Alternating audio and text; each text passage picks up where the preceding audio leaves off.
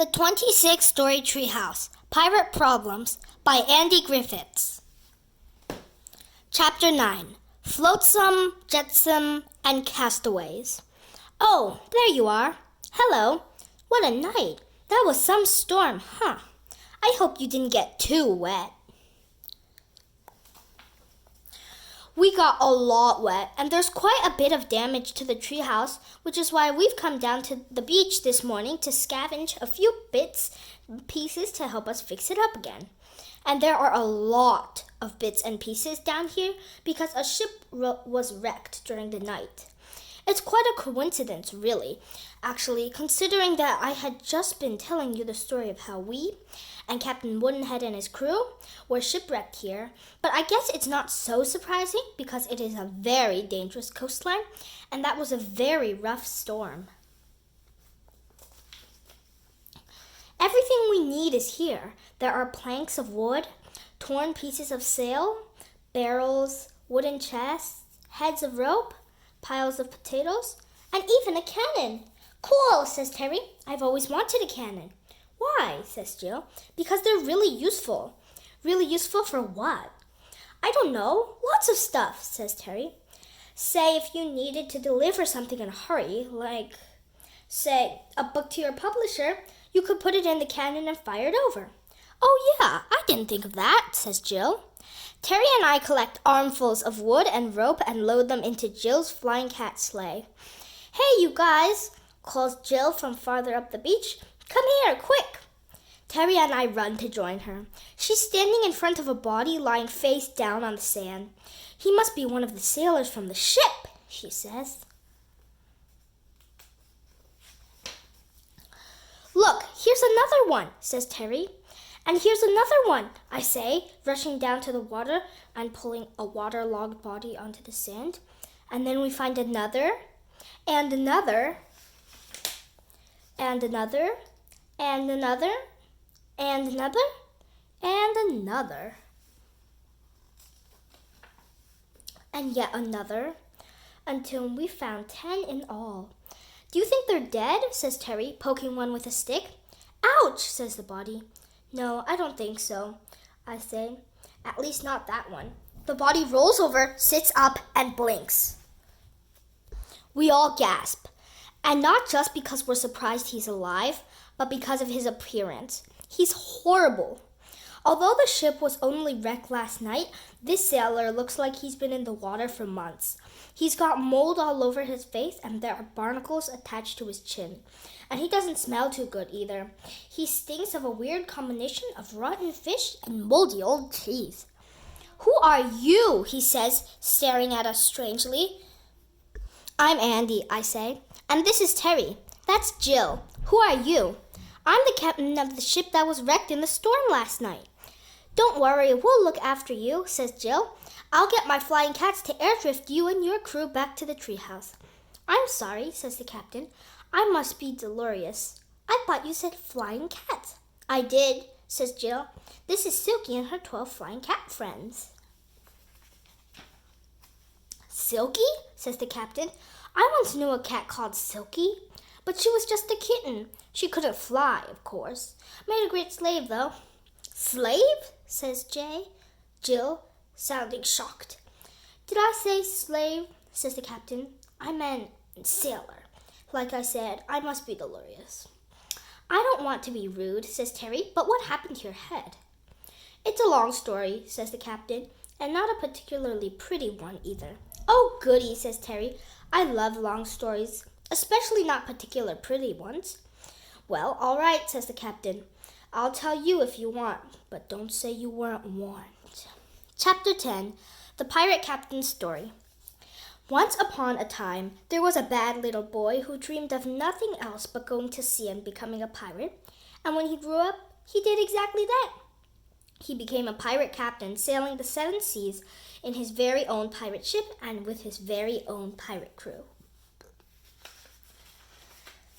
The pirate captain spent his days plundering ships, burying treasure, making prisoners walk the plank, and was as happy as any pirate captain could possibly be. That is, until one day when his ship was attacked by a huge, disgusting fish that looked and smelled like a moldy old piece of cheese. A really stinky, moldy old piece of blue-green cheese. "Gorgonzola," says Jill. "That's right," says the captain. "Exactly like Gorgonzola." "No, I mean its name was Gorgonzola," says Jill. "The very one," says the captain. "But how would a landlubber like you know a thing about that?"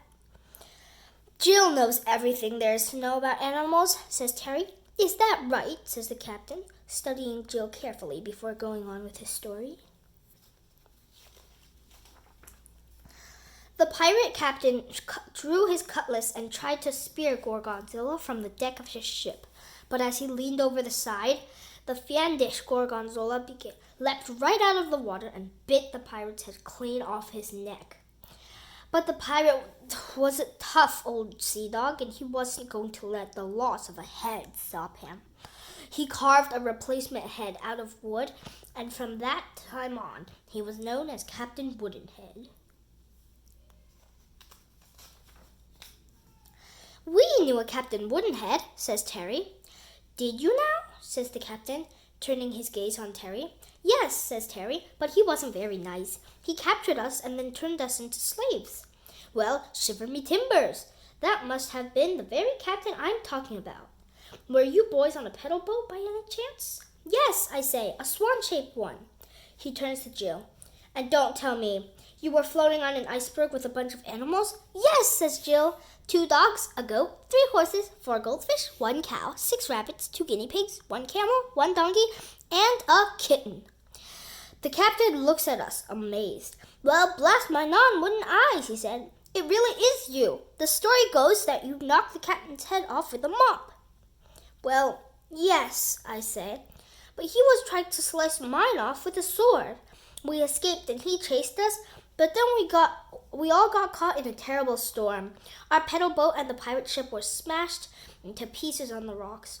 We were the only survivors. We used the wreckage of the pirate ship to build our treehouse. Look, you can see it up there."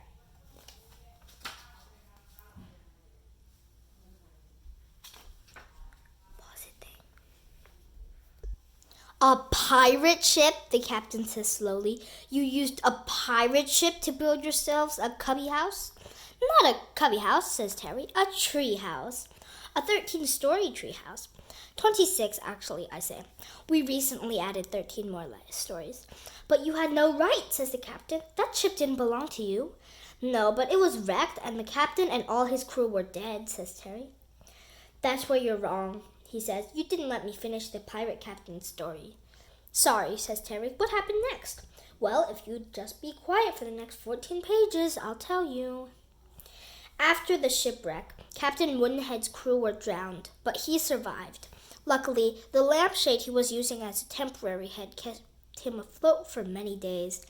Well, until he once again encountered his nemesis, Gorgonzola.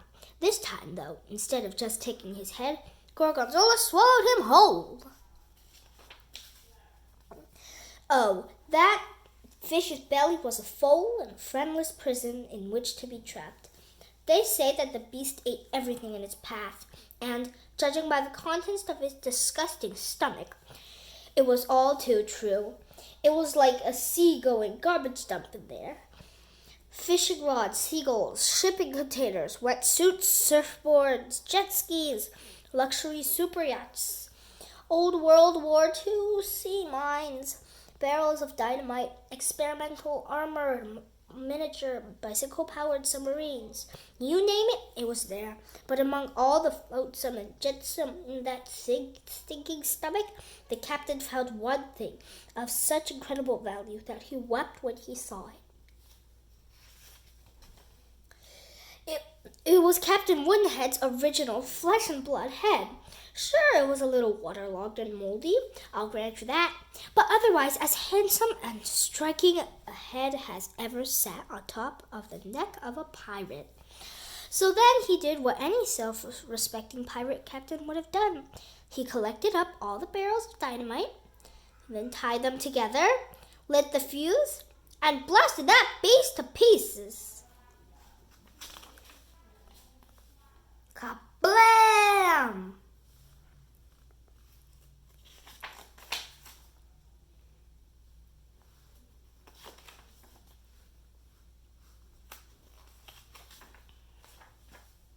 You might think that Captain Woodenhead would have been blasted to pieces too, but he wasn't. Safely inside the heavily armored, bicycle-powered mini submarine, he survived the explosion and made his escape.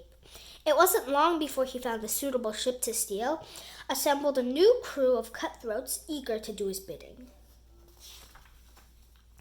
and returned to his life as a pirate. He was as happy as he could be until one night he was caught in another terrible storm, and his boat was wrecked on the very same shore that my original ship was wrecked on. "Excuse me," says Jill, "but did you say my original ship? Are you Captain Woodenhead?" "Aye," says the captain. "You're a smart girl. Captain Woodenhead and myself are indeed the same." "Run!" yells Jill. "It's Captain Woodenhead!" "Where?" says Terry, looking around. "There!" I say, pointing at the pirate captain. "Him?" says Terry. "But he doesn't have a wooden head." "Weren't you listening, Terry?" says Jill. "He just told us the whole story. He found his original head in Gorgonzola's belly." "Yikes!" said Terry. "Let's get out of here." "Not so fast," says Captain Woodenhead, jumping up and grabbing us in a pirate hug, which is just like a bear hug, only pirate style. "Now I've got you, and I'm going to make you pay for what you did to me." "But it was all your fault," I say. "You started it by kidnapping us and making us into slaves." "Well, that may be so, but you knocked my head off with a mop and shipwrecked my boat and stole the pieces. So now I'm going to claim your treehouse and all who sail in it in the name of Captain Woodenhead." He turns to the other castaways. "All right, you scurvy Mongols, get up. The treehouse is ours." At the captain's command, his crew staggered to their feet.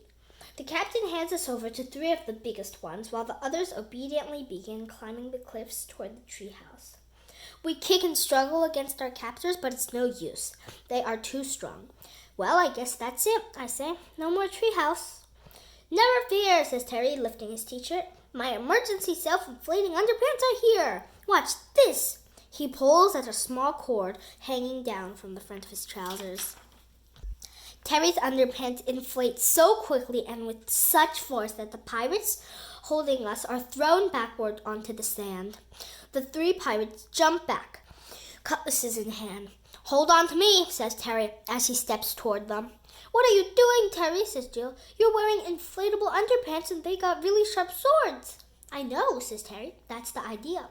But before I can ask him what the idea is, there is a loud pop, followed by an enormous whoosh of air, and we are blasted up into the sky. Whoosh! We soar. We dive. We climb. We plummet. We loop once, twice, 3 times, then smash!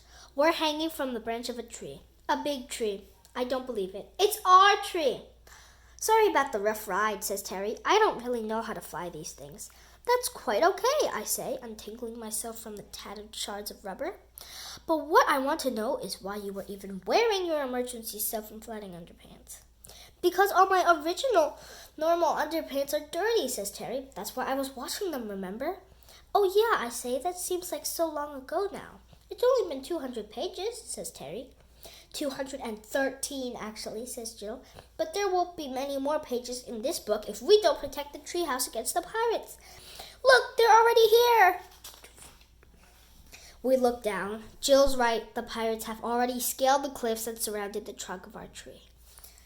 See what happens next time when the 10 unlucky pirates go into the treehouse.